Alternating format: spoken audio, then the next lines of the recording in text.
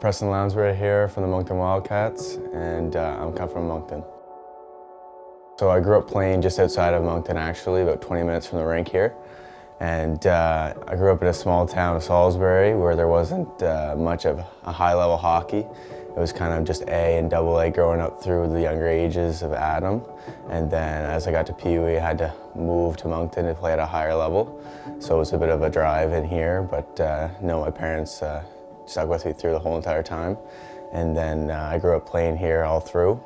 And midget, I got drafted here by Richie in the 4th round. And then my first year at 16, I got to play a couple games with the Cats.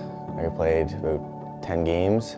And then in midget, I was playing with the Flyers here in Moncton, and we actually got a chance to go to the TELUS Cup, and we ended up winning that, the first ever team from New Brunswick. So that was a surreal moment.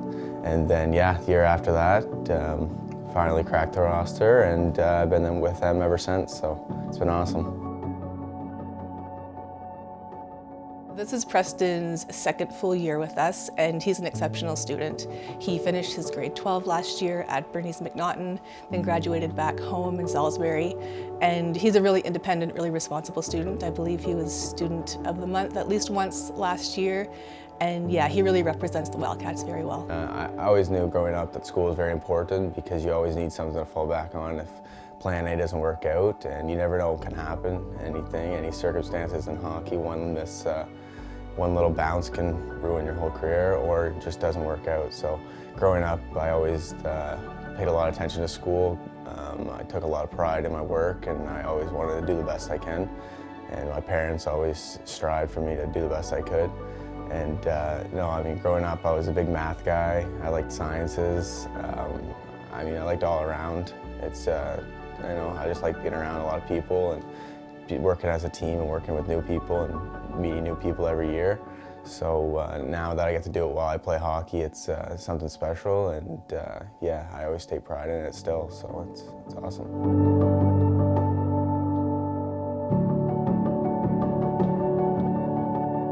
I don't think people really realize how difficult it is to really do justice to your schooling at this level of hockey. It's a daily thing that they have to do on top of a really heavy hockey schedule, so it's a huge time commitment. It takes a lot of determination and perseverance. The Wildcats really value education, and I can see that at all levels. And in order to have a successful education program, you really have to have the support from your GM, from the coaches, and I could see right from the very first day that that was a priority. Well, for me, it's personal. I went to school, and I know where I'd be if I didn't take the right courses and had a career. School wasn't always easy, but I knew it was important. The values instilled in me from my parents was make sure you have an education to give yourself a chance in life, and that's what I did. School is very important to us as a family, and I realized as an organization, these are just like my kids anyway, so I want to make sure that they have plan A, which is hockey, in their mind, and then plan B. You always have something to fall back on. From just providing a wonderful classroom space to welcoming me as part of the team.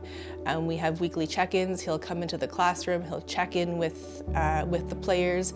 If they're kind of sliding on the education side of things, then he'll have a chat with them. It's high priority. And even when it comes time to trades, he's not going to trade somebody if it will negatively impact their education path. That's 100% true. Before the trade deadline, I meet with Sarah. I say, okay, which students, regardless, I go through all of them, which students would it affect them if they were traded, and what would the effect be? And if Sarah says, Richie, this guy would be affected, he would have to go back, they're not traded in any way. And the staff is very supportive and understand that if we need a little more time to do stuff, or a day where we need a little bit more work to get done, they allow that for us. We've had elite athletes, players that have played for us, that have been drafted in the 1st round, that have missed games with us because they needed to go to Quebec to write an exam. Those things always take priority for us over the game. Because like I said, you're a person a lot longer than you're a hockey player, and these are foundational things that we need to put in place. And they're big on school, so if we're not succeeding in school, they'll be sure to be on top of us and making sure that we're getting it all done. But we also have a responsibility to develop them as people. and school being a big part of that. And we invest a lot of money in school. You know, we're very serious. We have Sarah, who's a very good education advisor, and you know, our boys know if they're a minute late for class, you know, we get a text and we wonder why. So we really don't have that anymore because our students know the expectation from school, and they know the pressures too, because our expectation is that they pass and that they're successful in school. It's not just an exercise of going to school and not being successful. It's no different than on the hockey side for us. We want to be the best of the best, and we need them to be successful in school, or normally they're not successful in hockey if they're not successful in school. Motion turns again. There's a front of the net. Lounsbury, the tip, they score! Lounsbury! Well, one thing that stands out is his marks. His marks are exceptional. He holds himself to a really high standard.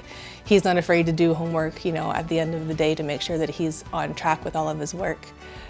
His professionalism, his teachers have actually taken the time to email me just to tell me how responsible he is, how much of a pleasure it is to deal with him and speak with him. So, you know, the marks, but also the personality. I mean, I'm taking some sciences right now, and I like to keep doing that, or even a little bit of business. I'm trying to keep my options most open, but at the same time, like, I was looking towards an athletic therapist or a physiologist or something like that.